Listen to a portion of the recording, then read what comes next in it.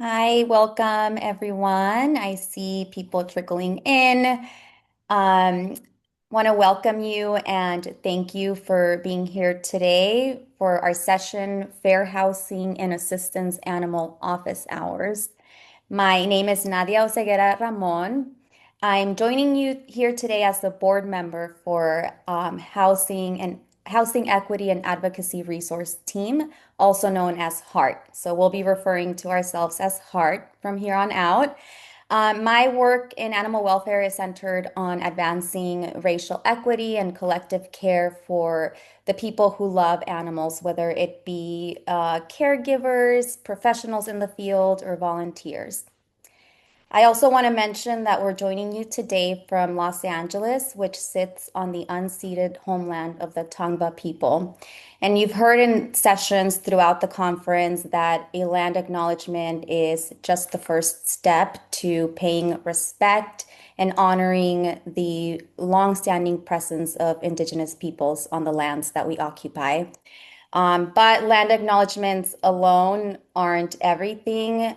They have to be accompanied with action and solidarity to Indigenous peoples in our communities and across the world. I now want to introduce you to our speakers. So we have Executive Director of Heart, Diana Cruz Rivas, and the amazing caseworker, Deisy Melero. Diana's journey with Heart began in 2018 when she sought help as a tenant facing eviction in her Koreatown neighborhood, which is in Los Angeles. After fighting two wrongful evictions, she joined Heart in 2020 with a commitment to help other community members protect their homes and dignity. Before entering housing justice work, she spent several years in community engagement at Occidental College. She holds a Bachelor's of Science in Sustainable Environmental Design from UC Davis, where she studied participatory urbanism. Now back in her hometown, Diana continues learning and organizing with her community alongside her two pets, Icarus, Diana, correction me. Icarus, you're there. Icarus, yes, I always get it wrong. And the beautiful Ranger. Daisy is a caseworker with Heart, where she works directly with clients experiencing housing insecurity alongside their companion animals. She supports families one-on-one by helping them navigate resources, access financial assistance, and stay safely housed with the pets they love. Daisy's connection to this work is personal. She was once a Heart client herself, so she understands how overwhelming housing instability can be. That experience shaped her passion for showing up with empathy and compassion and real support for every client she works with. Today, she is proud to serve the same community that once supported her, helping protect the bond between people and their animals during some of life's most challenging moments. And just going off script a little bit, please show some love to Diana and Daisy in the chat. These are two incredible women who are doing so much for the Los Angeles community. And so I'm just really proud to be here with the two of them. So before we jump into today's session, I want to share a little bit more about Heart for those who maybe are just meeting us for the first time. So Heart was founded in 2018 to serve Los Angeles residents facing displacement and housing challenges due to unlawful landlord practices. As a Latina-operated nonprofit organization, Heart provides tailored trauma-informed support in both English and Spanish languages. Our mission to keep people and their pets housed together is carried out through direct services such as legal defense, eviction prevention, and housing navigation, with a big emphasis on the most impacted folks. In today's session, we are going to discuss how navigating the rules around assistance animals can be challenging for housing providers, service organizations, and anyone working to support people seeking stable, pet-inclusive housing. Again, you'll be hearing from two Latinas who are at the forefront of Heart's work. This hour is designed as an open, practical space to get clarity on how Fair Housing Act protections apply to service animals and emotional support animals in the context of housing. So we invite you to please drop your questions in the Q&A box, which if you are on Whova, you will see it on the right side of your screen. And specifically, please use the Q&A box and not the chat. We will have some chat interaction later on, but for now, stick to the Q&A. And we will address questions after we hear from our two speakers briefly. So with that, I will hand it over to Diana and Deisy. Thank you, Nadia. It's such a pleasure to be here. I've said this before. This is one of my favorite conferences, and it's always an honor to be able to participate with it and support and uplift the important work that so many of us are doing. Um, so this hour is meant to be it's informative, yes, but I think we really want to hear from you and what your questions are. It's meant to be practical, interactive, and I think our goal is to really stay rooted into the problems that you're encountering at your own shelters, supportive housing, fieldwork, wherever it is that you are, and these questions might arise.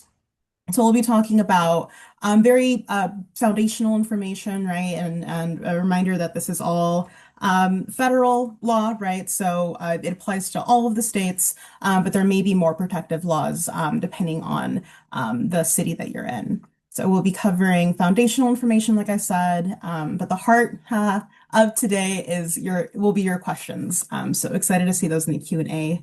If you could take me to the next slide, please, Daisy. Thank you. And yeah, as Nadia mentioned, right, we land acknowledgements are important. Action is even more important, but I would be remiss if I didn't just mention it at the beginning of all of our presentations, because as a housing-based organization, we think a lot about displacement, right? We think a lot about the displacement of individuals, of families, of entire communities. And what we know as Los Angeles is the traditional and ancestral unceded land of the Tongva, the Chumash, and the Quiche people. The work that we do is intersectional, right, between housing justice and animal well-being. And we remain committed to housing justice for communities who've experienced a historic systemic displacement. And if you want to learn more about the history of the land that you are on, it's not linked here, but there is a website. I want to say it's like natives-land.ca. And we can also throw that in at the chat at the end of the presentation. Next slide, please. Thank you. So Heart, right? Thank you for introducing us a little bit, Nadia. Just a little recap. We are a nonprofit and we're dedicated to keeping people and their pets together, especially during times of housing instability. And we mainly focus on three things, right? And those things are preventing homelessness, advocating for fair and equitable housing practices, and providing legal pathways that stop families from losing their pets due to unfair policies. So that work includes direct legal services, working one-on-one with clients, casework, and Daisy will share a little bit about that later, and overall just helping tenants, helping people, helping housing providers navigate assistance animal accommodations. Next. So under the Fair Housing Act, people with disabilities who require assistance animals are protected from discrimination. And that means that no pet fees, no pet deposits, and there can't be any blanket no pet rules. So those don't apply. And why don't they apply? Because simply assistance animals are not pets, right? So no pet policies wouldn't apply to assistance animals. Pet fees wouldn't apply to assistance animals because they are not pets. And this applies across all housing settings, including many shelters and supportive housing programs. Next. All right, and who are those housing providers? Housing providers is also one of those large blanket terms, and they include landlords, HOAs, property managers, but also hotels, motels, and many crisis shelters. Even small scale or informal arrangements like mom and pop landlords, trusts, those also count as housing providers under the law. So the obligations here that we're talking about apply widely because a housing provider can be any one of these. Next. Thank you. So tenants, what do tenants have to do? Well, tenants might be asked for documentation from a reliable third party when the disability or the disability related need for the animal isn't obvious. And we're gonna do a deeper dive on what that means. Like, what is a reliable third party? Let's go next. Okay, so who qualifies? And I think there's a big misconception here. So a lot of people think that it has to be a therapist, it has to be a mental health professional. Not always, right? A reliable third party is really just anybody that knows you, knows that you have a disability, and knows that, excuse me, that knows that your animal alleviates a symptom of your disability, right? So that can be a doctor, yes, of course, a therapist, a counselor, a social worker, right? I think that we now more so than ever, I think we really need to get creative and find like who will count because the law doesn't state it's this professional, that professional, and because we're seeing so many more obstacles in getting those letters, we as an organization prior to the pandemic, we our general recommendations for tenants were if you have a telehealth doctor, maybe let's see an in-person doctor. But the pandemic changed the way we do so many things, right? So nowadays, a lot of people do receive telehealth services, and what we say now is that well, we need to make sure that it's a relationship you have with a provider that will be able to attest to that, right? Because worst case scenario, if we end up going to court that person may or may not have to come in and testify, and that's going to cost a lot of money. So, to the best of your ability, we recommend that you do see somebody that is local to you and nearby and in person. But if you absolutely can't, and your housing is at risk, telehealth is absolutely a way to go. Another reliable third party can be yourself. So if you are a person that receives disability benefits from the government, you're able to self-certify. And all that means is that the government has already recognized you as a person with a disability. If you have a copy of the disability paperwork that you receive, that in and of itself is enough because a third party has already said, this is a person with a disability, right? And so that's really what reliable actually means, right? We want somebody that knows who you are, that is a third party, but not and can verify that you again are a person with a disability, and an assistance animal is required to alleviate symptoms of that disability. Assistance animals. Okay. Another blanket term. We use terms here all the time. It's legalese. There are a bunch of terms, but to break it down, assistance animals is an umbrella term for two different types, right? The first is the emotional support animal. And these are animals that exist to love you, to support you, to alleviate symptoms of a disability for you. They don't have to be trained, right? And that is the big distinction between an emotional support animal and a service animal, because service animals do need to be trained, right? They need to be trained not just in your usual sit, stay, right, all of those commands, but they have to be trained to perform a task. Task has to be specific to a person's disability. The most common example of this is a seeing dog, right? Those dogs are trained to perform a specific task, whereas my stinky little cat over here doesn't know how to do anything, but he's amazing. I love him. He brings me comfort. He brings me support. Um, and both are protected equally under the Fair Housing Act, but it's important to know the distinction between the two because they often get confusing. Next, please. Okay, and so here we have a sample of what a template could look like from a provider when this would be used. So let's say a person is like, okay, I require a letter, I'm moving, I have a new housing situation, and I just got a pet, whatever it is, right? If somebody needs a letter, they need to go to a provider and ask for one. So this is when that would be used, right? And we have templates because there are letters that are stronger than others, right? The letters that are stronger will have the provider's letterhead, will have the provider's contact information, and the letter will also not disclose what the disability is, right? That's very, very important. All you're saying is like, hey, I know this person, this is my this is where I work, this is how I know this person, and I know that they have a disability, and I know that their animal alleviates a symptom of that disability. The only thing the landlord is able to do in an instance like this is they can contact the provider to verify that they are who they say they are and that they're currently seeing the person. So, another question we get asked often is, do these letters expire?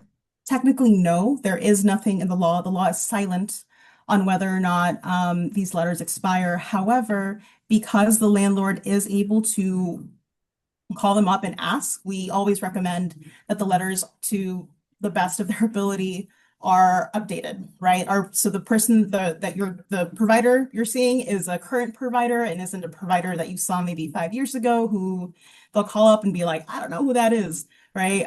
So we want to make sure that those things are current to make a really, really strong ESA letter. And then what follows the ESA letter is the reasonable accommodation.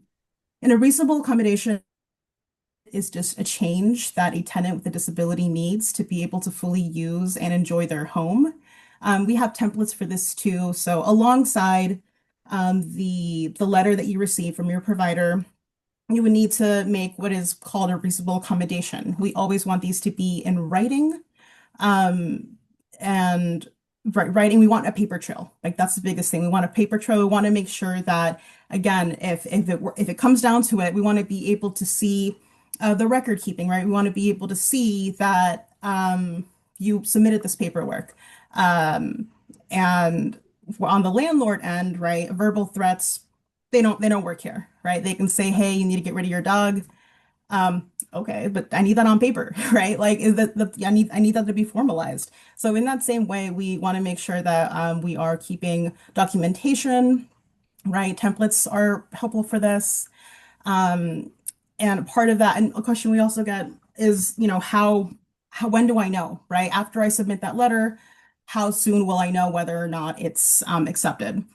Again, the law is silent on a specific time frame, but we say, hey, if there's an unreasonable delay or a failure to respond, that can be considered discrimination, right? And that's why we encourage clients to keep copies of communication. We want dates. We want when the accommodation was when accommodation.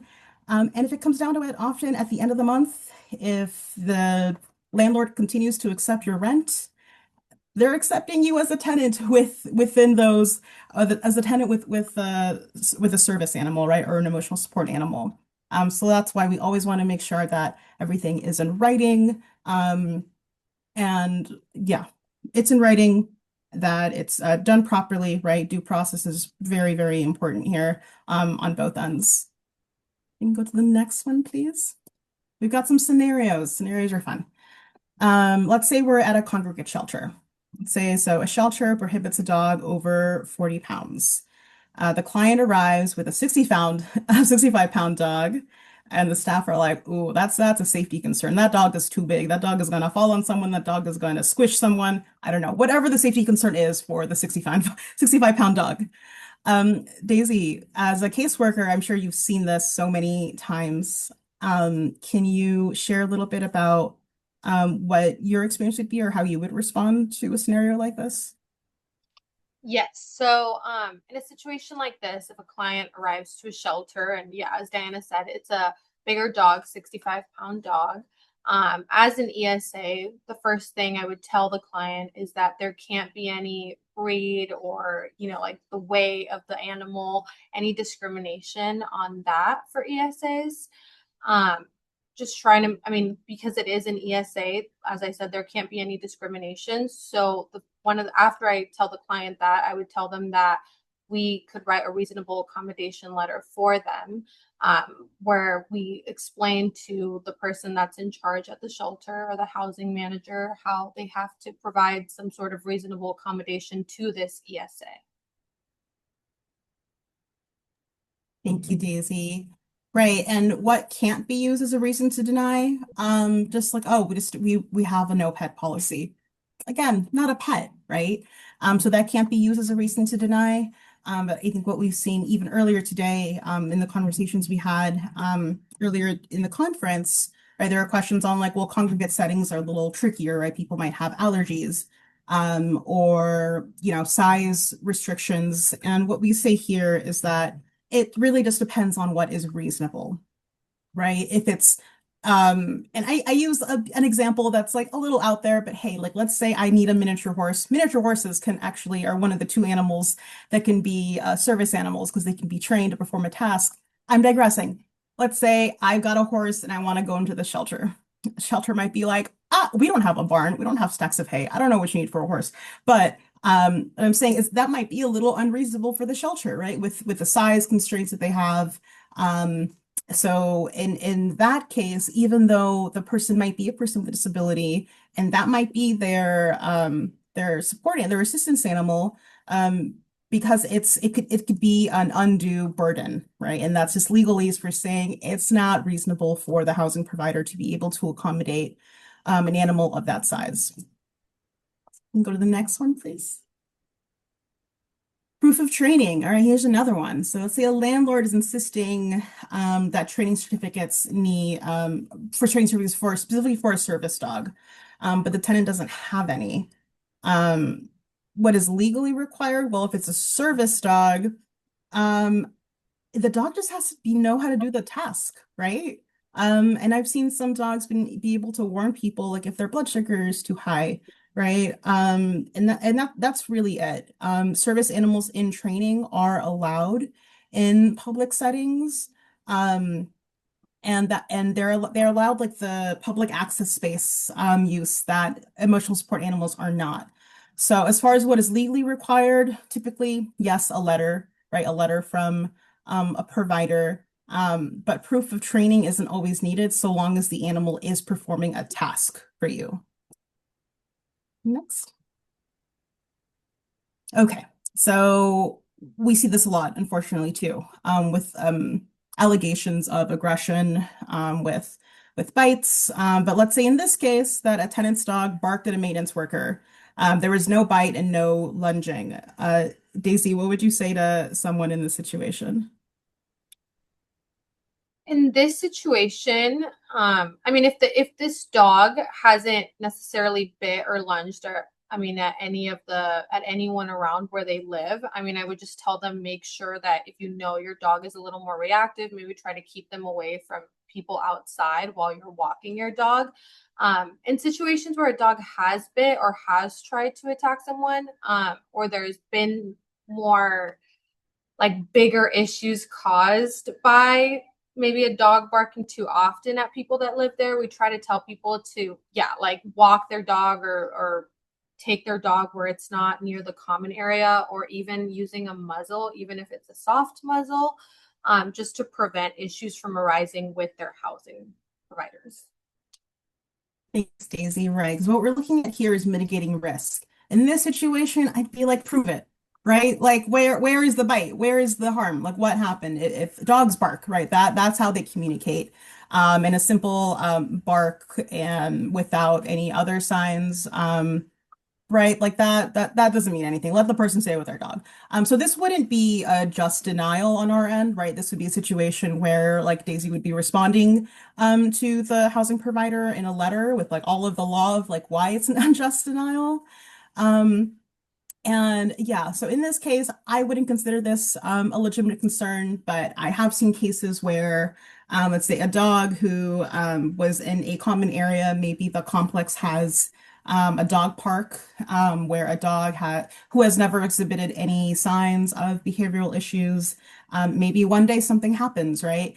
And in those cases, while we are not personal injury attorneys, we do our best to what I just said, mitigate the risk, right? So what Daisy said, anytime you're walking your dog in a common area, make sure it's leashed. If there are bite allegations, soft muzzles, right? And depending on the severity of it, I think we can typically always come to some type of agreement where the owner is now implementing things to mitigate risk of anything happening in the future.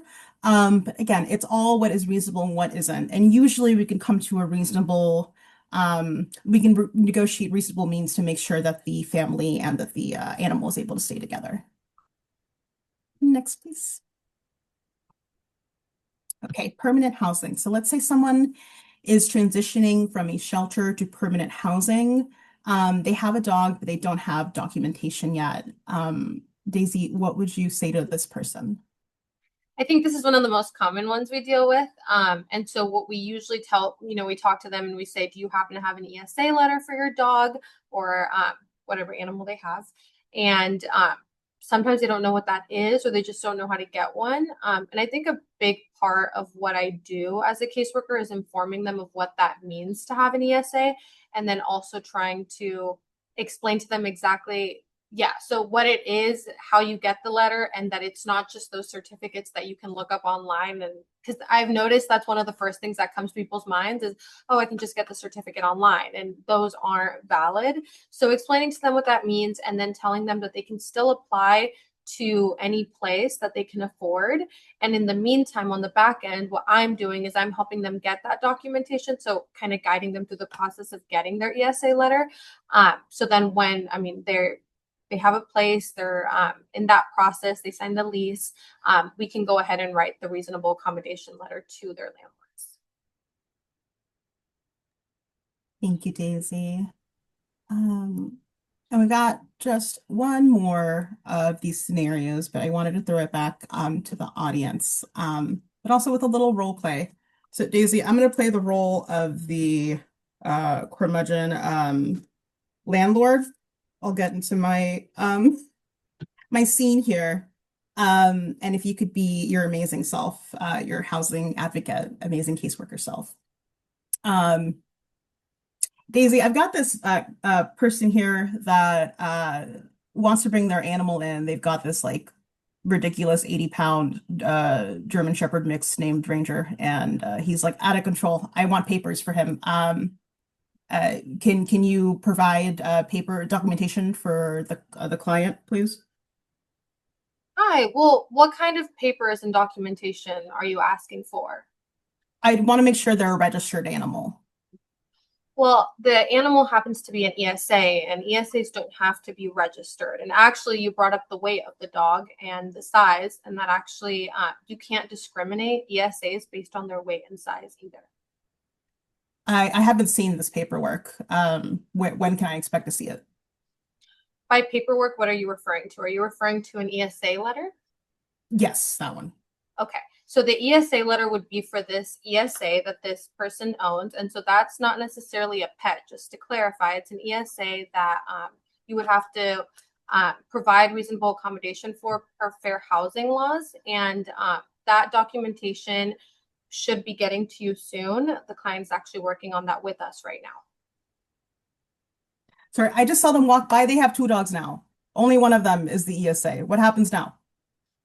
Well, the second dog might be on that letter as well. I have to check with my client to see, but they could have another animal, and that reason is each ESA alleviates a certain symptom of a person's disability. So one animal might be good for different, like I said, it alleviates different symptoms. So each dog could be helping the person in those different ways.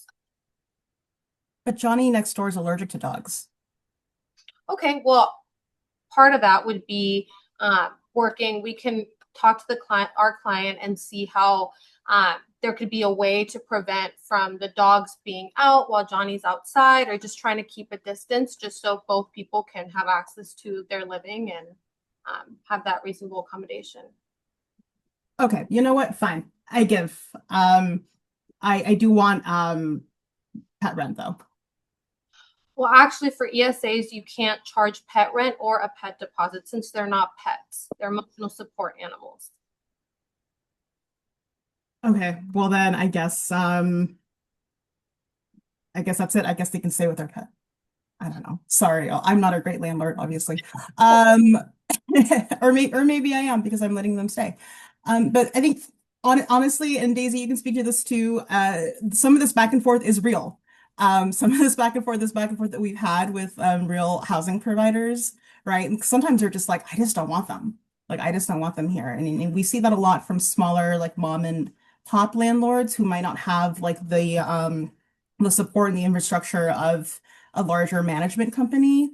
So a lot of the times it is on us kind of having this back and forth of like this, hey, well, actually, well, this is the law, and this is what the tenant's obligations are, and this is what your obligations are. And we love to back that up with letters, right? With dates, with proof, with texts, with photos. As we said, like verbal warnings are not sufficient. We need to make sure that any type of notice to remove a pet, notice of eviction is written. Unfortunately, we see a lot of nefarious landlords do try to um, just intimidate and harass people based on their status. So um, that's really it. I would say as far as the conversations we have with landlords, we do have one more slide that is just kind of a recap on everything that we've talked about. So again, Daisy mentioned there is no registration required, right? There is no registry of assistance animals that exists. I think that it's a common misconception. I think it's kind of the way that we speak too, just colloquially, right? Like, oh, like I have a registered so and so, but there is no registration. And we want to make sure that people are aware of that and are weary of some of these websites that might be scams, quite frankly, right? Like while we do now support telehealth.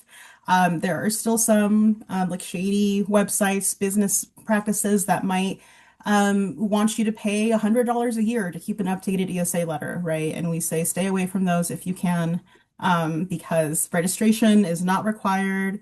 IDs and vests are not necessary. I think that, yeah, they really try to reel you in with that. And when people's housing is at risk, right, you are already in a very it's a traumatic experience, right? You're already in a heightened state of anxiety, and you're going to do what you feel like you need to do. And some of these companies prey on that. So we always recommend that if you have a primary care provider, go to them first. And if you don't, or if they refuse to write those letters, let's find some alternatives. Like I said, letters don't expire, but we recommend that they are regularly updated, simply for the fact that the landlord can call up, be like, "Hey, is this a person that you know? Do they really have a disability?" But it ends there, right? They can't ask any details about your disability. And most local laws do require licensing, spay and neutering. And the ESA, Fair Housing Assistance Animals Law, is silent on that, but because we want to make sure that people are able to stay housed, if the landlord is asking for proof of those things, we do our best to get them that and to connect the client with the resources they need to make sure that they're meeting that requirement. And a disability includes anything that will impact your daily activities, walking, seeing, hearing. And when we talk to our clients, I think in particular, I think of like culturally, right? The cultural Central American mom who was like anxiety, like you're just lazy, like that's not a thing. And we're like, well, actually, like, no, a disability is more than what you can see, right? I think a disability is often perceived as something that you can see, like if somebody has a vision impairment or is using any type of like mobility scooter, but in the state of California, at least, cancer, anxiety, depression, right? Those were all considered disabilities. So when we have those conversations with clients, I think there's a part of us that is right culturally sensitive, understanding that from our own households, how mental conditions are viewed. Like I shared before too, emotional support animals don't have the same public access rights that service animals do. Service animals are able to enter stores, public transit, like all of the places that you typically wouldn't expect there to be an animal in because they're performing a service, they're trained to perform a task, they're allowed in those places. Emotional support animals simply have housing protections, right? So the main thing that you're able to get with them is being able to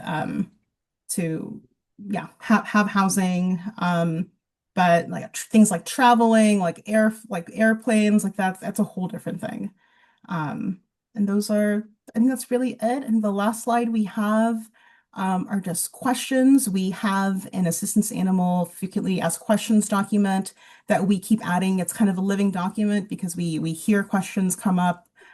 Their policy continues to change. There is There was a recent threat on emotional support animals last year. So as the laws continue to change, we try to make sure that we're keeping everything updated. But now yeah, we'd love to hear from you now. We've been yapping away for a while. What have we got, Nadia? Hi, great presentation. Always appreciate hearing from the two of you. So I will start with the first question. You already touched on this, but maybe if there's something that you want to emphasize or hone in a little bit more. So what is the most common mistake housing providers make when it comes to assistance animals, and how can it be corrected? Anything you'd like to add to that topic? I'll fire it to you right now, Daisy, if you'd like. I know you have talked to a lot of them. So the most common mistake that housing providers make in regards to ESAs? Yes. I mean, thinking that they're just pets, and then not, honestly, I think even housing providers don't know the difference between a service animal and an ESA. So, and that's one of the big things is like, I'll mention, well, they have an ESA letter.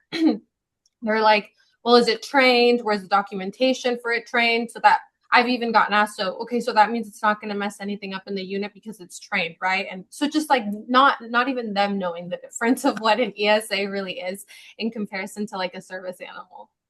Yeah, and I think what I've also seen too is thinking that the letter has to come from a mental health professional. So sometimes, let's say if it's a letter from a social worker, we'll get some initial pushback of like, this isn't like a legit letter because it needs to come from like a therapist, and that's not always the case, but we do run into those, I would say, quite frequently on the housing provider end, which to Zadie's point, right? They're just not a clear understanding. I think a lot of people, when they hear the word, they immediately think maybe seeing eye dog. Um, and they're like, well, that person doesn't have like a visual disability that I can see, so like it doesn't count. But that's where we step in and we say otherwise. Yeah, I've even had landlords say like, well, they've lived here for X amount of years and they've never appeared disabled to me. And so things like that. Wow. Right. Yeah, so it sounds like on their end, they are often misinformed, which is easy to take advantage of tenants. But on your end, you are very informed, which makes it easy to defend tenants because you can lean on the law, right? Yeah, there's that. There's like, maybe if somebody has had an animal, um, and there's new management's like, hey, actually that animal is not on the like that we have a no pet policy.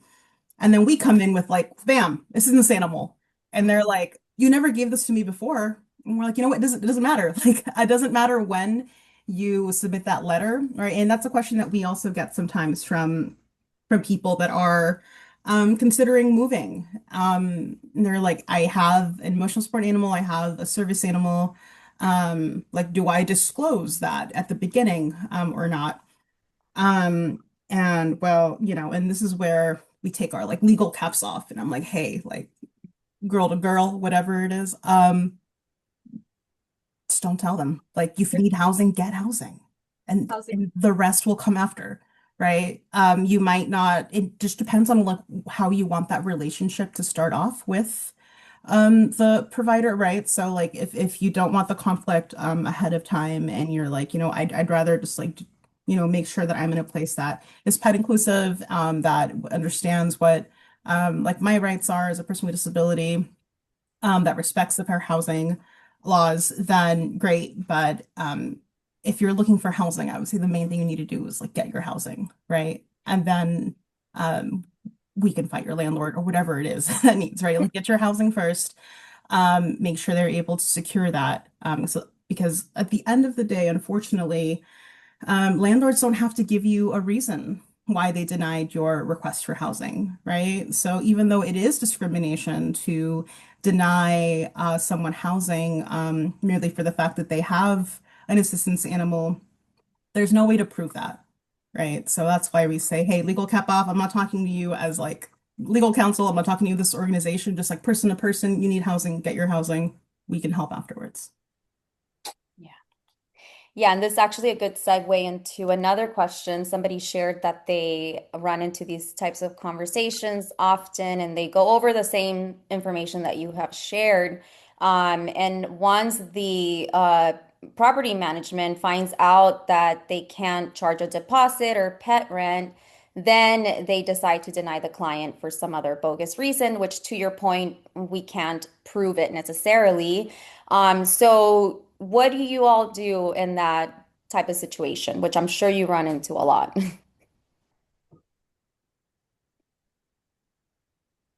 I don't know if you want to step in, Diana. I'm assuming this is like at the beginning stages, like when you're applying for housing, that they say they denied you for something else. Is that what you're asking?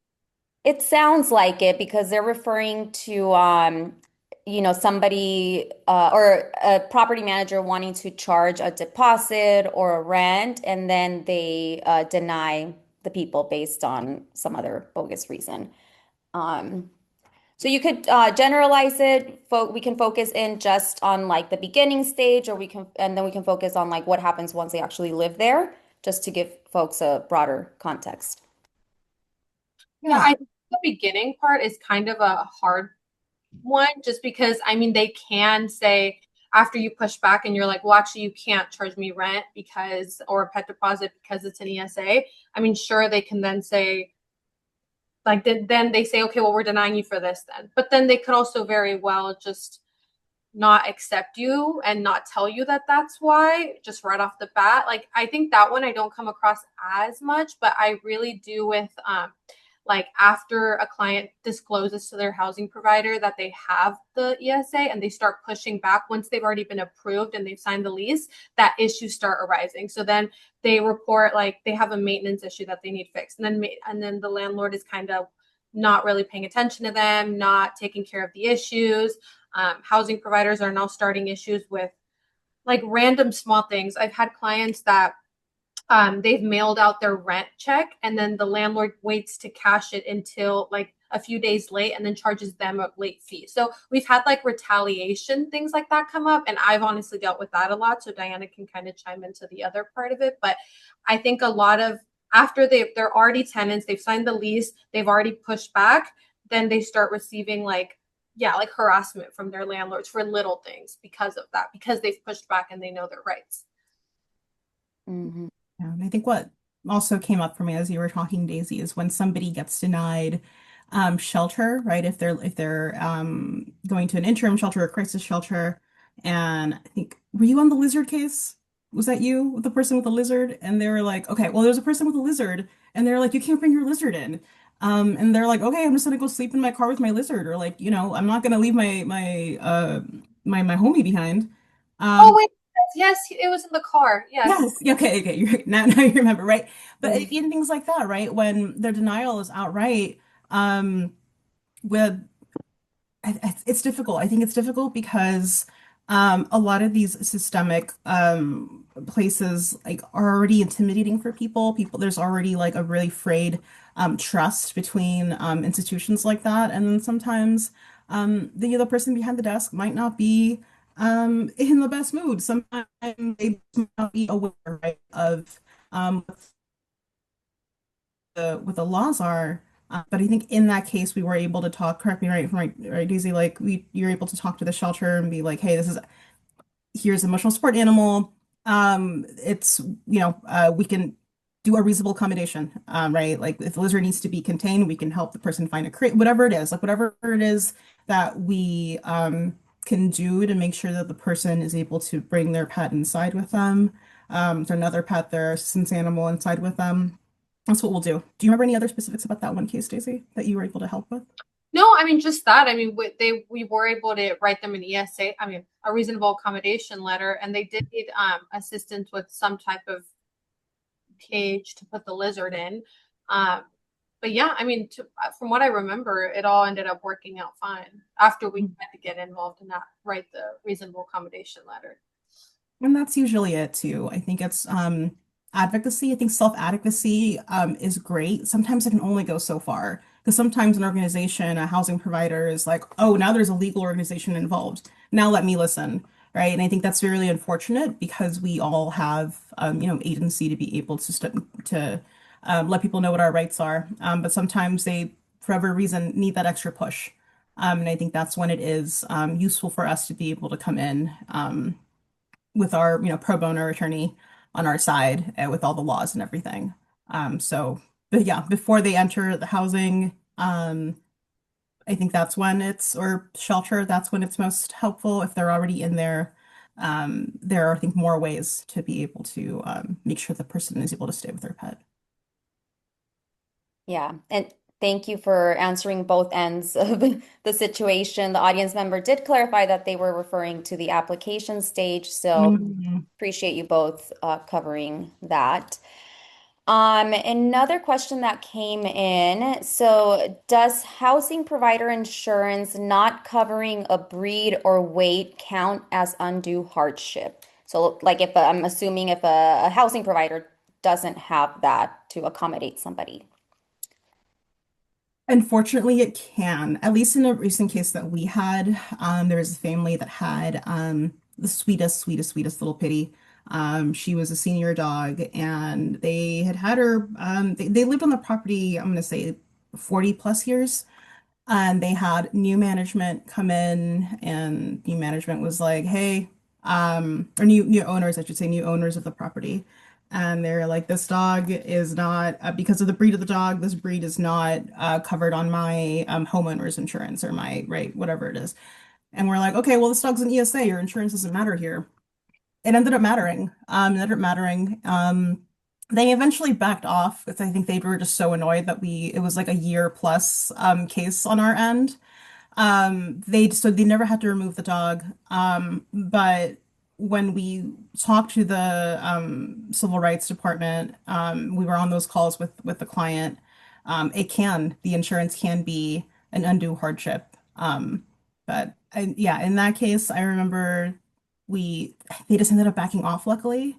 But insurance can be an undue hardship. I think and it depends on what the court says. Ultimately, it depends on what the court says. I think we've seen instances where, depending on what the insurance policy says, it might not constitute an undue hardship. But if the landlord, has a good trial attorney, it can. So it really just depends on, what the court says at the end of the day. Yeah, makes sense. And just to remind the audience, we have about 15 minutes left. So if you want to continue dropping your questions, we do have time for some more.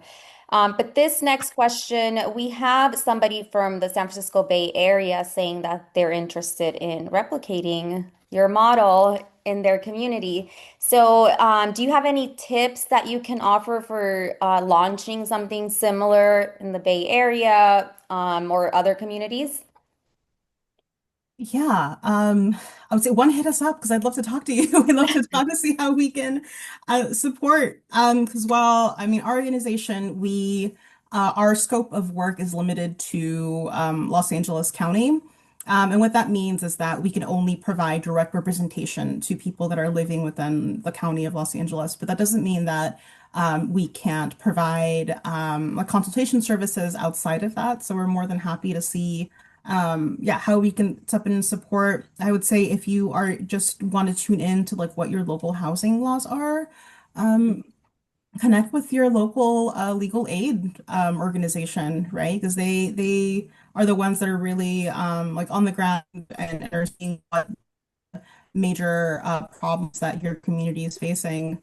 Aside from that, connect with tenant organizations and unions, yeah, tenant-based power movements. I think they are also because they're not quite formalized, right? They're just groups of people that are experiencing issues and are mobilized to fight back and outside of, in a different way. Because there is no right way to do this, right? There is no one end all be all to housing justice. I think it's really about coming together, connecting with the organizations that are on the ground that are already doing the work, and then seeing how y'all might benefit from speaking with one another.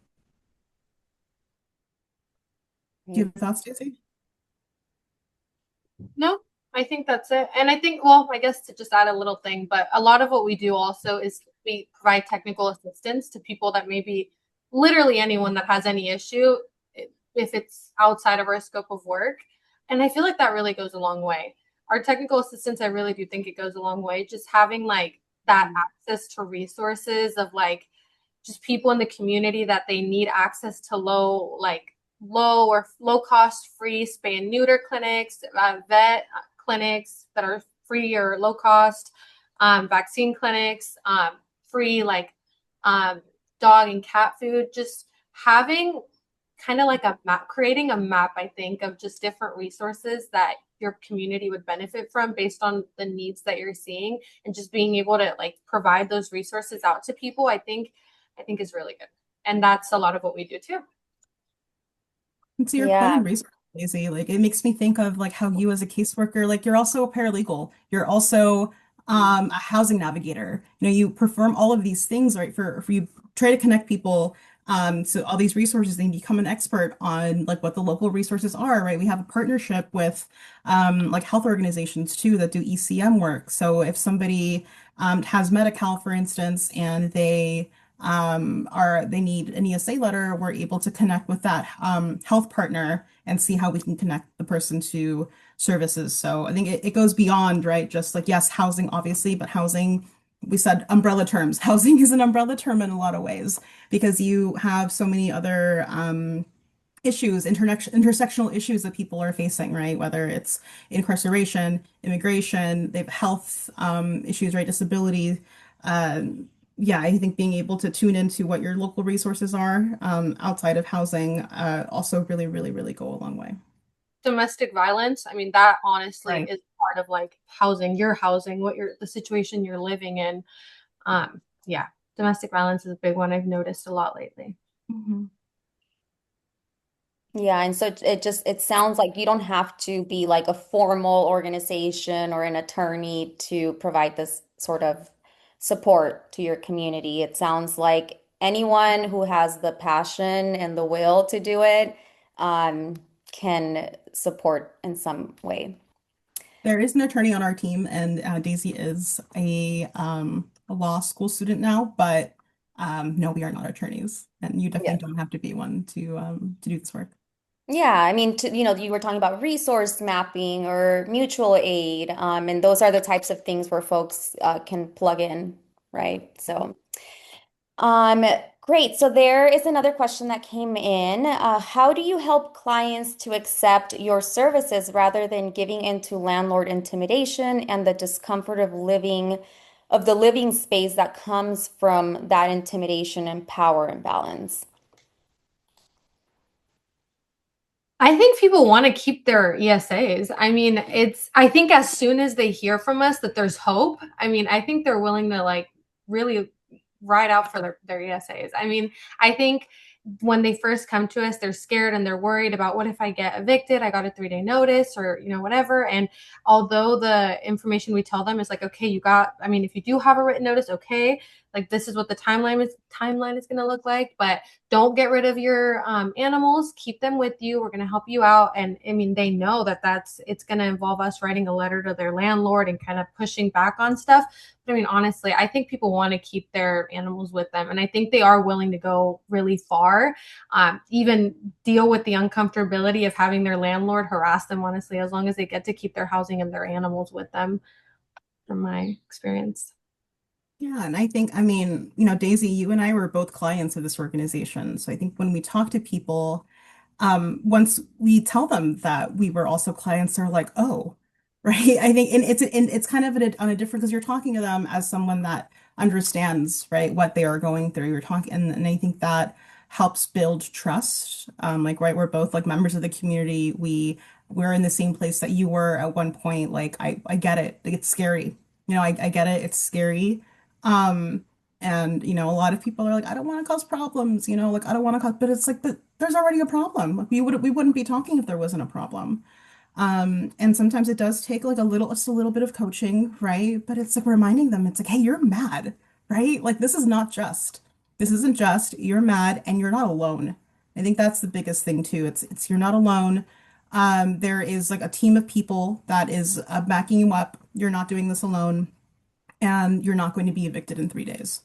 right? And that, I think that is the again, people come into this like it's traumatizing, right? It's terrifying of the thought of like either losing stable housing, and if you have a family, right? Like there's so many things that go into it. So I think yeah, hiring from your communities is so important for that reason to build that trust, to make sure that people are able to, because yeah, we can just share what the law is, what your rights are all day, every day. But if people aren't able to utilize that, then we're not doing our jobs right, right? We like, and it is unfortunate. Like I said, sometimes it's not enough. Sometimes these organizations want, like need the push that needs to come from an attorney.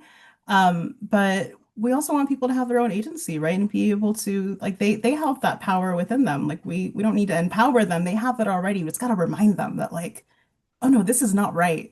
This is not right. And you're not alone. And yeah, you should have the right to stay with your pet or your service animal, your companion animal. Um, yeah, just that reminder. You're not alone. We were in this once too, and we're gonna do this together. Yeah. We have one last question, and I think this will tie it all to the reason why we're in this space and this conference today. So we know that people experiencing homelessness might not have consistent medical care, paperwork might get lost, records are not always easy to keep track of. So, what forms of documentation are acceptable for people experiencing homelessness who are seeking emotional support, letters or documentation? Mm. Yeah, that can be rough too, especially with some of our clients who, might not have the same phone number like one day to another.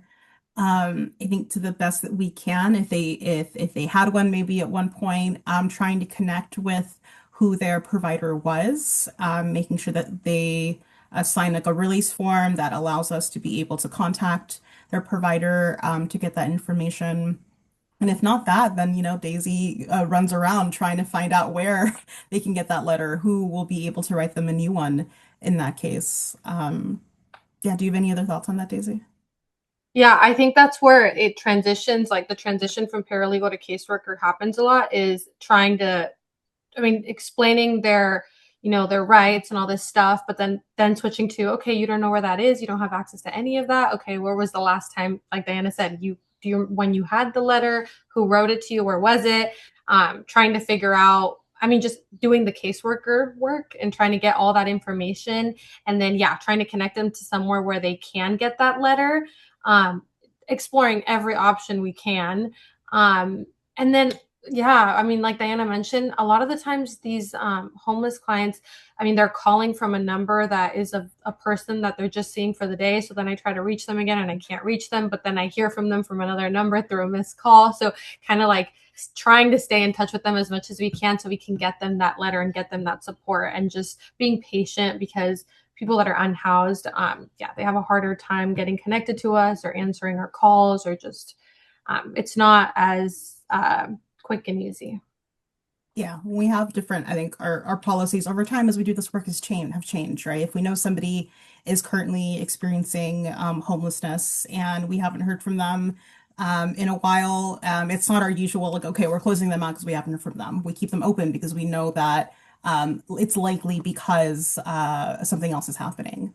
And having those relationships, those connections with their caseworkers, again, is also important because now you have two people running around trying to trying to help, right? Running around trying to find them, running around trying to connect them with services. So I think on that end, yeah, it's really important for us as a legal organization to make sure that we are in constant communication with other caseworkers, and making sure we have those release forms, right? That we have that we're authorized. The client knows that we are talking to each other and doing our best to make sure that they're able to receive the support that they need.